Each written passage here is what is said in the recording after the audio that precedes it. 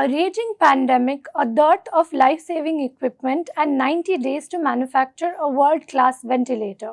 That is what the book, The Ventilator Project, is all about. We have the book's author, Amitabha Bandyopadhyay, who is also an associate professor at IIT Kanpur.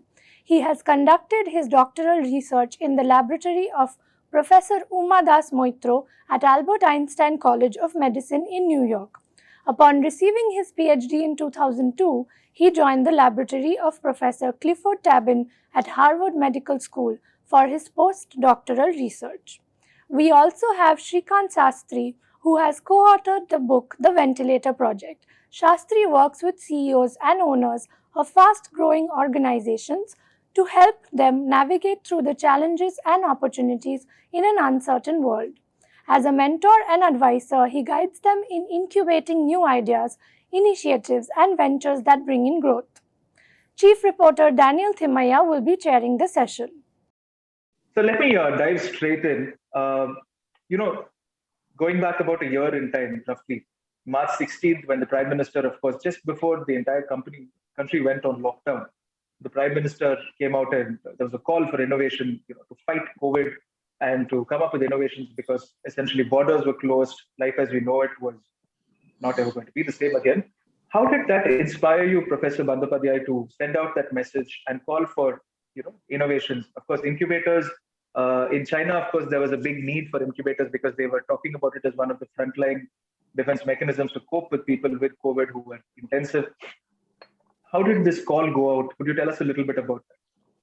Yeah, so, I'm pretty sure that every Indian in those days, they were all thinking, how can we help the country?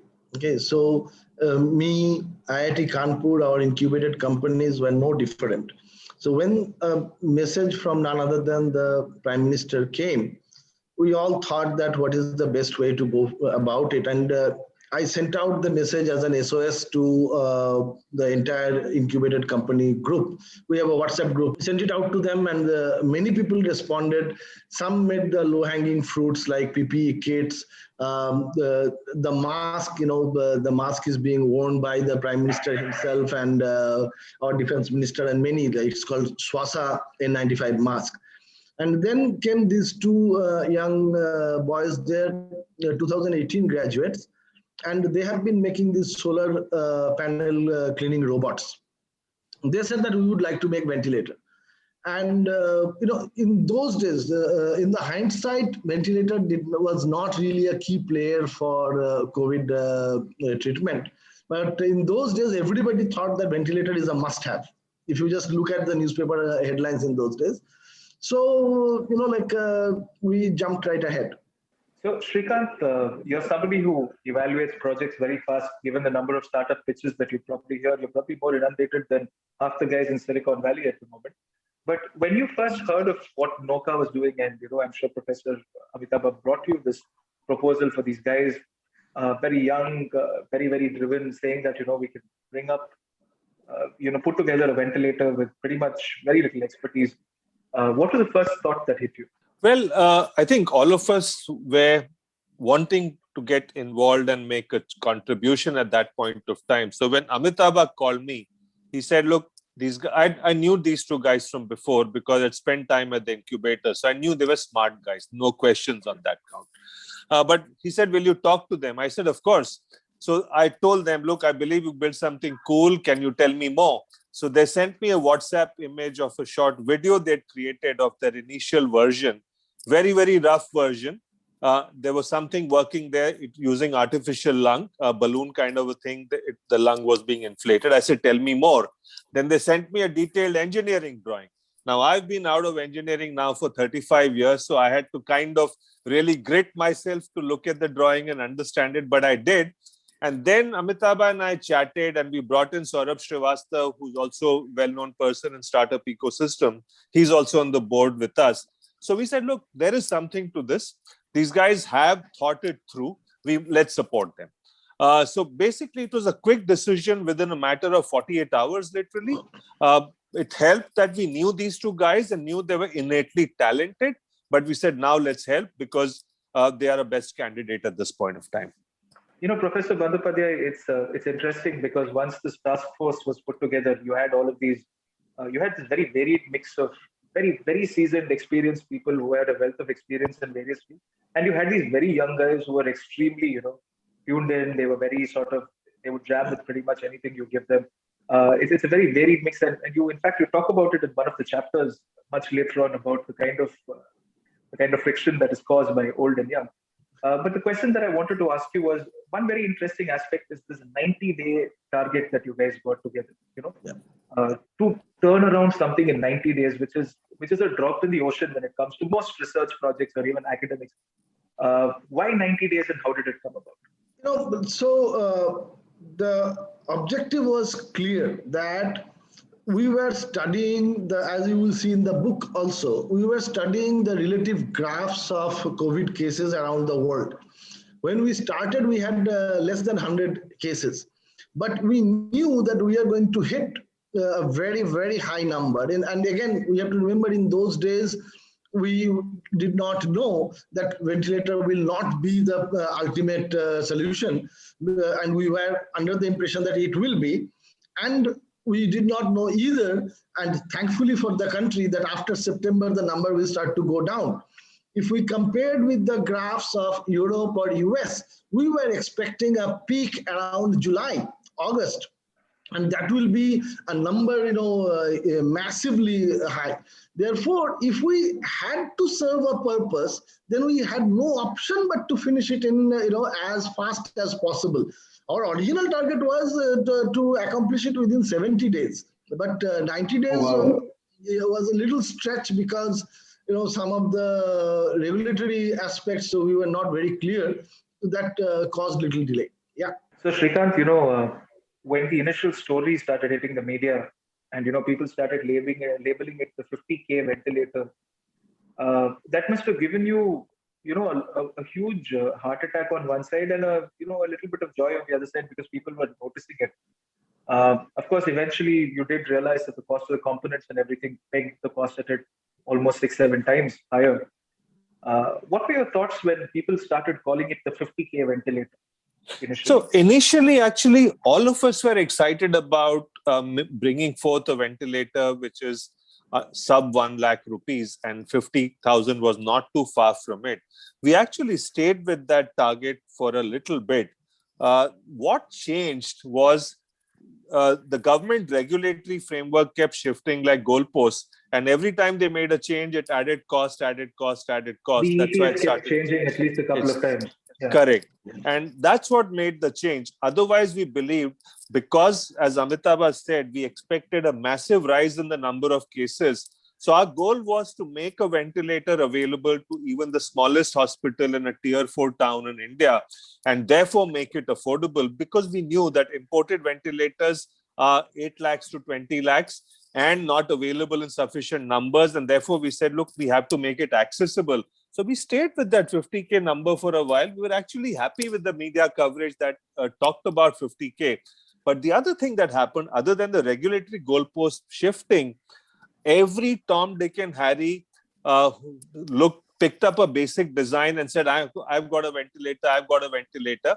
And then that's when the government said, look, we must lay down some framework because we can't have quote unquote quacks out in the market with ventilators. And therefore the government put forth a regulatory framework. I just wish there was a lot more clarity on that front at one point of time, actually. So I have to ask both of you, I mean, was it frustrating when, you came up with a 110, and then just when the 110 was done, a few days before it had happened, the goalpost had gone further, and then you worked on the 210. And then even that sort of got pushed back because, the requirements kept getting better. What kind of impact did it have on the youngsters? I mean, were they frustrated? Remember, this is a time when they were stuck at home for about the better part of, say, 4 months, and it's not always easy to not have contact for that long. Yeah. What kind of impact did it have on these guys? Okay, so it is very interesting, The youngsters are the ones, it was their life and career that was on the line. But it was them who kept us afloat. Like they took all of these challenges in their stride. it was us, the oldies, who were getting more frustrated, angry. Okay, why can't the government say the first thing in the right thing in the first place? But they said, no problem, sir.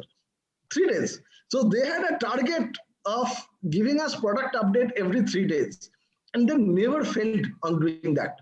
So there was one particular change where it is our fault that we did not understand the government's demand properly, that there has to be a real time of oxygen and air, and that will have to be independent of the rest of the function of the ventilator. So we did not have that, and our first trial, as we have mentioned in the book, did not go in our favor. There were many other issues, but this was the main thing. You would not believe, they flew back from Delhi to Pune, landed, got a taxi, went to Mumbai to our only manufacturing partner.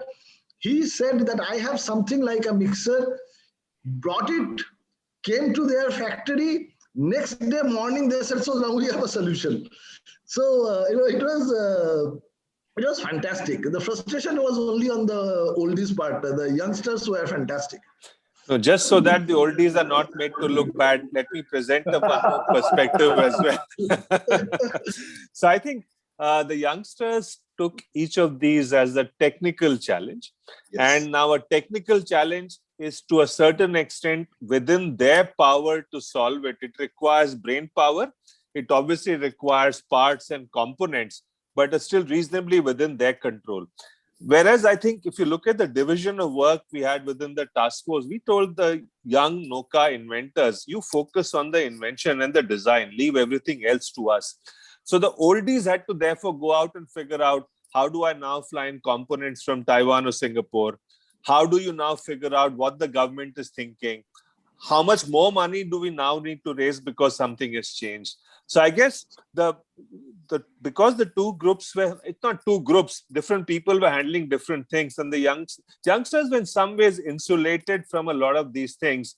And so therefore that is one part of the story. The other part is that when we were meeting 12 noon every day, the first 10 minutes were spent in celebrating good news, or if there was a bottleneck like this, to perk each other up. And therefore those were literally catharsis sessions for everyone. And therefore you then get back to work when everyone says, wow, okay, now we know we have a problem to solve. Let's solve it within 24 hours. So I think combination of these factors, the division of work and the fact that everyone was talking to each other and trying to help everyone else. Once the Noka actually sort of found its stride, and after that one demo in Delhi, of course, that didn't go so well because of the lack of the cylinder. It goes without saying that, the path towards actual production and then getting it out on the market and getting it out to hospitals, many would actually consider that the most difficult part in any startup's ecosystem, right? In any startup's life cycle, simply because most of these things are taken for granted with a large pharma major, but with every startup, it is as bootstrapped as it gets, because you don't have the funds, you don't have the people, and you don't even have to think about how bad it can get in a pandemic, right? When you don't have guys who can come to office and you can push them out. And yet, simply because of the kind of people that you roped in and the kind of contacts they had and the kind of reach they had, you guys managed to pull it off, and you managed to pull it off stunningly, right? What were the most amazing, sort of stories from this fairy tale for both of you? Srikant, maybe you can tell me something that truly restored your hope, that, there's a hope for a great future for this country, for this company, for everything. Yeah. So I'll talk about two stories. One is the role of the much maligned government, and that is one source of hope. The other is the story of collaboration cutting across hierarchies. Both of them are heartwarming. Let's talk about the government first, because government deserves that credit. April 9th, we needed vital components to build the first product. This was still 110. And the components were stuck in Singapore. Singapore was already in lockdown. It was in the distributor's warehouse. No flights, no courier service, no freight service. Knocking at every door, not possible. Without that, we were dead. Finally, we knocked at the doors of the government via Cabinet Secretariat, Ministry of External Affairs, Invest India. Invest India stepped in, reached out to the Indian High Commission in Singapore and said, look, we need to bring this back.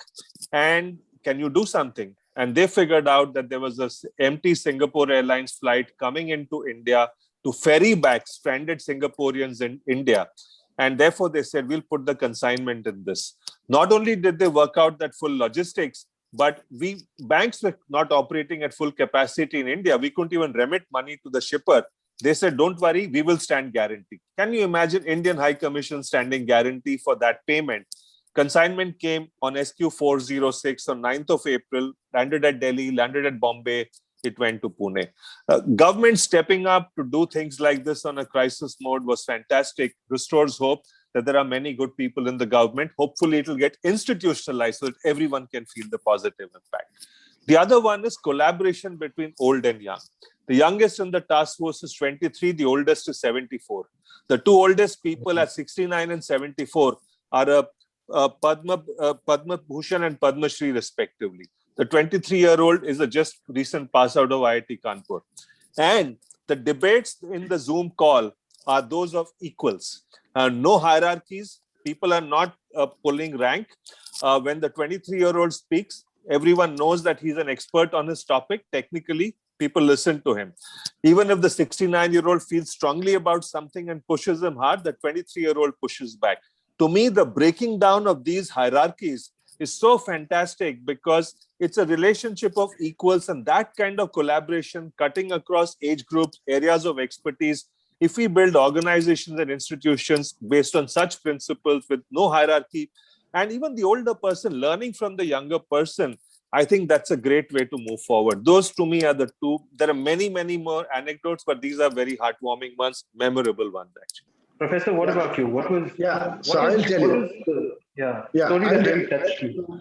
I cut short in my description of the first 4 days. That was before the task force was formed. Yeah. So you understand that these are good engineers. I had no clue that they can actually make ventilators, right? So what I did is I gathered a team of doctors and IIT Kanpur professors to do the brainstorming. That is it at all possible? So the doctors explained what has to be done, and they told them in no uncertain term that, look, either you make an ICU ventilator or don't bother at all. Please do not make an ambu bag. And you know, so many agencies were trying to make ambu bag ventilators. They were little scared because they thought that ICU ventilator will be an invasive process, will they be able to do it, etc. But they got the engineering ideas. And imagine that the stores, everything was closed in those days, right? So they had access to a hobby store in Pune. And look at their logic. They said that, look, we have to do pressure sensing. Now, UAV, the commercially available UAVs, they will have a pressure sensor to measure altitude. So maybe I can use that pressure sensor. We need a pump.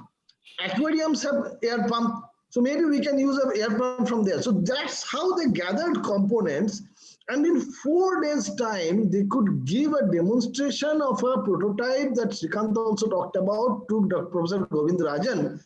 And Govindarajan said, Amitabha, you have a fantastic team. Just go ahead with them. They are capable. So that was like, you know, as a teacher of IIT Kanpur, as a keeper of this technology-based incubator system, it immediately restored faith that we have such fantastic engineers. Nikhil and Harshit are only two examples. I'm sure you have some 1,000 such Nikhils and Harshits. If they are given the right grooming, you will have hundreds of Mukhats being born in a year. So that is number one.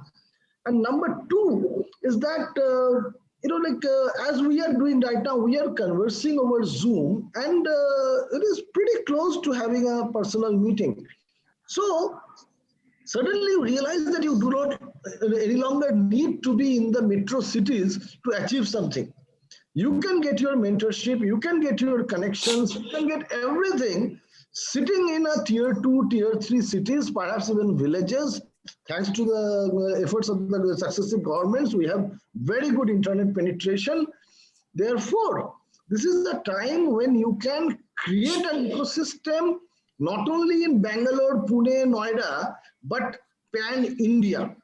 So that is another, very hopeful prospect. Fantastic. I mean, to think about life without internet, pandemic or otherwise, I think would be very, very difficult for most of us to really think about it. Srikant, I must ask you, towards the end of the book, one of the things that was sort of very succinctly ruled as a missed opportunity was why, a company like Nokia, which had brought out this fabulous product, and a few others who brought out cutting edge innovations in line with what the PM had asked for and what the country needed, was that all of the procurement was centrally done, and these contracts very often tend to only go to a certain company, which Yeah. a certain set of companies which have a certain set of requirements that they fulfill, and how if we were to perhaps bridge these red tape laden bureaucratic guidelines, smaller companies would really truly move towards an Atmanirbhar Bharat and really Yeah. revitalize the whole Make in India, Yeah. Startup India ecosystem. What are your thoughts on some of the things that could potentially change, especially after this pandemic? Sure. So, one, it's very clear that for any sector to grow in India, one of two gods has to smile. God number one is government as a big benefactor and buyer. God number two is a big private sector player. To me, Maruti Udyog is a great example. With 50% market share, it has become the god for every auto component manufacturer in India, which is why auto component industry in India is booming. So medical devices, we don't have the second kind of god. So therefore, it comes back to the first kind of god, particularly because the government is the biggest buyer, given that government health infrastructure across the country runs so many hospitals. So unless the government starts buying, you'll never have an Indian medical device industry really growing. Fortunately, I think there are two or three things that are happening now slowly. One is that the government e-procurement system, which even though that came up in 2016, I think, was not really helping startups. So now they've got something called gaining some momentum. Finally gaining some momentum. They have something called as a startup runway as a sub scheme there. So that it doesn't have requirements like you must have a 3-year track record or show me which hospital you deployed in. So they've kind of waived off some of those. But having said that, I must still say that most startups have still not felt the impact of that because the startup runway has taken time to take off. Not every bureaucrat understands it. So this is one part. Government as a buyer, willing to take risks and not playing safe by saying, let's buy a multinational product because it's been around for ages. The second would be to create an ecosystem where testing, certification of products and a regulatory framework is totally cleaned up so that you're not kind of shooting in the dark. And that is an area where work is still to happen and we haven't seen much happening. And finally, there is a whole manufacturing ecosystem, which as it happens in the 2020 budget, not just this one, they laid out specific aims and they set out budget allocations for creating what are called as technology clusters where hardware can be manufactured, done prototyped and manufactured. So bits and pieces, the work is happening. But I think with this year, with the pandemic, healthcare, as we saw this year's budget, has got a higher budget. I think at least medical devices, healthcare related products, things will move faster. Can it move faster than this? Yes, absolutely. But I think the intentions are there. Great. I'm going to wrap this up with just a question or two about the book. The Ventilator Project, just like the actual Ventilator Project, has sort of, the book itself has happened at jet speed. And, no part of it is fiction. And yet it's such a sort of thrilling journey that, it makes you feel very good at the end of it. That, guys who probably lived next door to you and you never knew really what they did when they went to work, managed to achieve something, that most multinational companies were grappling. And that to me is a fabulous takeaway from the book. But do tell me, how did you guys manage to get this book out as fast as you did? I know that you did the Ventilator in 90 days. How long did it take to do the book? So the book took, I would say the actual writing took under 90 days because towards the later part of the task force, two things happened actually. One is that a couple of stray comments. One is one of the senior people in US, Yashdeep Kumar, he said, this model, multinationals need to learn from it. A medical device normally takes 18 to 24 months. The fact that you guys have done it in 90 days without cutting corners is going to be the new paradigm. That is one statement he made. And the second statement was, 90 days, our spouses barely saw us. and therefore we would go up for meals periodically. And obviously we would tell them what's been happening. So one day my wife made a passing remark saying, look, there's so much learning here. Why don't you guys work on a book? So I bounced that idea of Amitabha. He said, yes, let's do it. And fortunately, we get along very well. We're great friends and we have complementary skills. So we said, let's go ahead and do it. After that, I think we wrote a concept note, ran it past a publisher. To the publisher's credit, they liked it quickly. After that, the writing was essentially, fortunately, I think both of us believe in structured thinking. So the organizing of the thought process in terms of who are the people we need to talk to, how to document facts. A lot of the facts are available in our WhatsApp groups of the Ventilator Project and the email trails of the Ventilator Project. And we had to plug the gaps by going back and talking to all the 20 members of the task force and people outside. We had to go back and talk to people in the government and others to say, look, let's check these facts one by one and also fill in some of the anecdotes that they saw it from the outside. So I think it was express speed. Amitabha may want to add it as well. Well, I would say that this was perhaps a tad bit more difficult for me than being in the Ventilator Project, because by that time the classes started. Okay. And I have serious teaching load. Students started to come back to the lab, so I have to pay attention to them as well. But Srikant is very, very structured. Okay, so I would basically just plug in and plug out only for the time that I will be actually typing. And Srikant would have the entire material ready, that what I need to write and why. So it was not very difficult for me. So I basically spent exactly the number of hours that I typed. And then, we arranged for a friend to do the first read of the book and do some edits. So all of these, fantastic planning by Srikant actually cut down the time. And there was also one other source of inspiration, the Himalayas. So I spent 2 months in Uttarakhand looking at the mountains and writing. Every morning from 6 a.m. to 11 a.m. was my book writing period. So that's how I carved out my time, and rest of the day was business as usual, normal work actually. I can think of a few better ways to actually sit down and put a book together, honestly. And what I particularly like is each of the chapters ends with a little bit of reflection, and there's a solid point by point takeaway for everybody who wants to have a startup, who wants to start up, who wants to make their startup go bigger. And I think it's a fantastic idea. I think everybody who's got startup dreams must read the Ventilator Project. Srikant, of course, had recently tweeted saying the biggest takeaway from the book for him is hope. And honestly, today, as we as we're in the throes of this battle with the pandemic and COVID vaccines going all over the place, hope is all we have. And we have a dream that an Indian product can truly revolutionize the way that we look at life and the way we live life. Thank you very much, gentlemen. It's been a pleasurable conversation. Thank you. I truly look forward to more from you guys, and I hope that Indian products really get the respect that they deserve, both in the market and in our homes and lives. Thank you very much, Srikant. Thanks, Danny. So much. Thank you, Danny. Pleasure talking to you. Look forward to seeing you in Chennai sometime. Yes. Absolutely. Take care. Thank you. Bye. Thank you. We hope you enjoyed that session. If you want to catch the other sessions of the ThinkEdu Conclave 2021, you can log on to eventexpress.com, newindianexpress.com, or even edxlive.com. If you are more of a social media person, you can also join us on our Facebook, Twitter, and YouTube handles.